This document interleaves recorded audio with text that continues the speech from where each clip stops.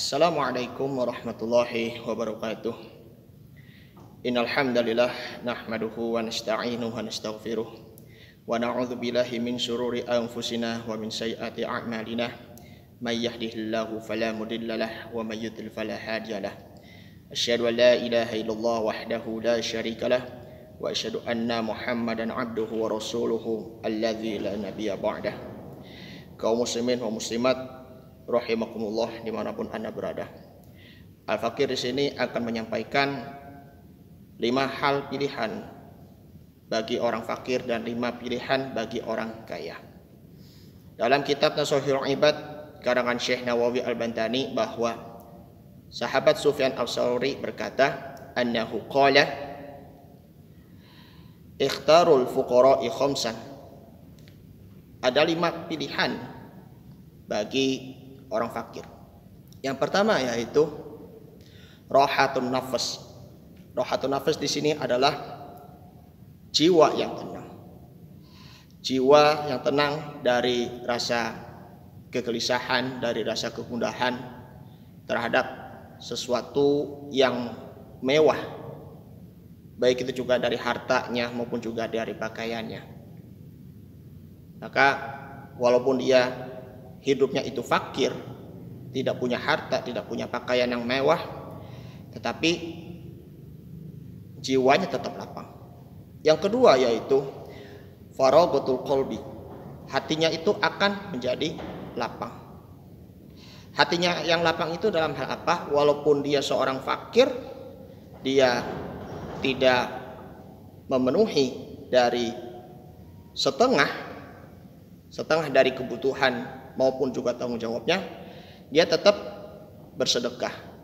Entah itu 1.000, entah itu 2.000. Yang penting belajar di waktu fakir. Maka nanti insya Allah ketika di waktu kaya nanti akan menjadi yang dermawan. Yang ketiga yaitu ubudiyatur rabbi. Dia tetap menyembah kepada Allah Subhanahu wa ta'ala. Kalau mau minta kaya hanya kepada Allah Subhanahu wa ta'ala. Karena kaya di sini adalah kaya hati, maka itu disebutnya itu adalah qanaah. Dia dapat menerima apa adanya tanpa perlu tergesa-gesa mau tambah ini, mau tambah itu. Yang keempat yaitu khifatul hisab, ringannya hisab. Karena nanti ketika di akhirat tidak lagi ditanyakan oleh Allah Subhanahu wa ta'ala berupa 2 pertanyaan. Hartamu kau gunakan untuk apa? Hartamu engkau dapat dari mana?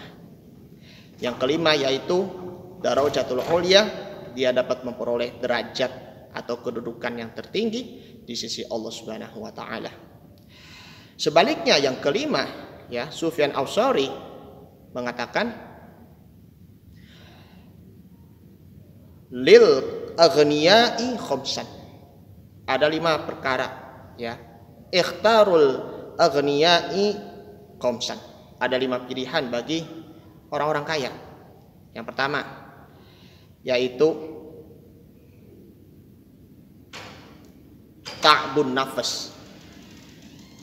Jiwanya tuh capek karena sibuk terus untuk mengelola harta. Yang kedua yaitu doyikul qalbi. Hatinya itu akan menjadi terasa sempit. Yang ketiga yaitu ubudiyatud dunya. Dia hanya mementingkan duniawi dalam hal kesenangan, kemegahan, kemewahan. Karena semua kemewahan ataupun kemegahan akan kita tinggalkan. Mobil mewah kita tinggal. Kemudian rumah mewah kita tinggal. Istri ataupun istri cantik maupun suami ganteng maupun anak-anak ganteng maupun anak-anak cantik kita tinggalkan. Jadi hal yang perlu dibawa di situ adalah hanyalah amal soleh. Yang keempat yaitu wasyiddatul hisab. Berat hisabnya, berat timbangannya, nilainya. Jadi nanti 2 pertanyaan yang ditanya oleh Allah Subhanahu wa taala, hartamu kau gunakan untuk apa? Hartamu engkau dapat dari mana?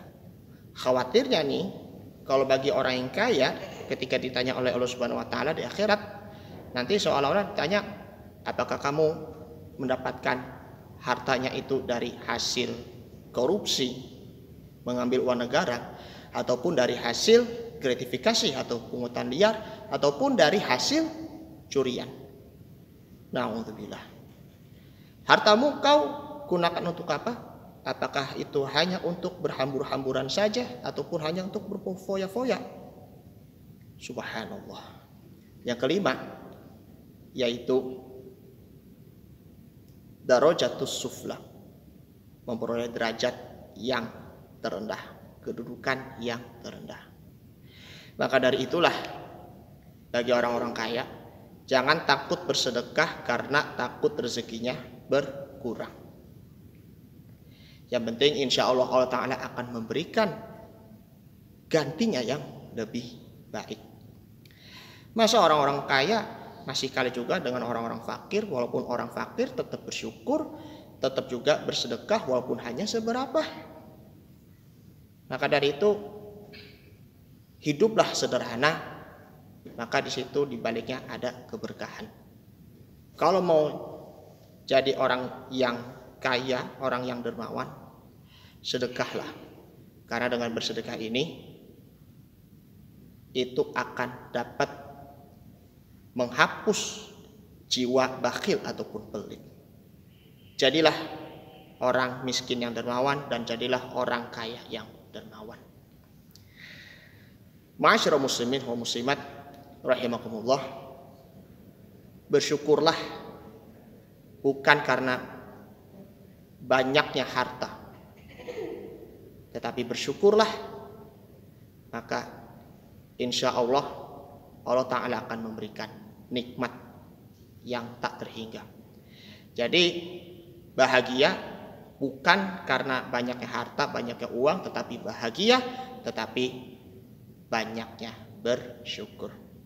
Allah Subhanahu wa taala berfirman dalam surah Ibrahim, surah yang ke-14 ayat 7, A'udzubillahi minasyaitonirrajim. Bismillahirrahmanirrahim. La in syakartum la azidannakum wa la in kafartum inna 'adzabi lasyadid. Jikalau engkau bersyukur kepada Allah, maka Allah Ta'ala akan memberikan nikmat kepadaku, nikmat kepadamu. Dan jikalau engkau mengkufuri nikmatku, sungguh azabku kepada kalian sangat pedih. Jadi bersyukur pada Allah mulai dari hal terkecil, nanti insya Allah Allah akan memberikan nikmat yang begitu bertambah amat banyak. Amin ya rabbal alamin. Ini saja dulu yang Al-Fakir sampaikan. Kurang lebihnya mohon maaf. Hadanallahu wa iyyakum ajma'in. Nafa'anallahu bikum. Wassalamualaikum warahmatullahi wabarakatuh.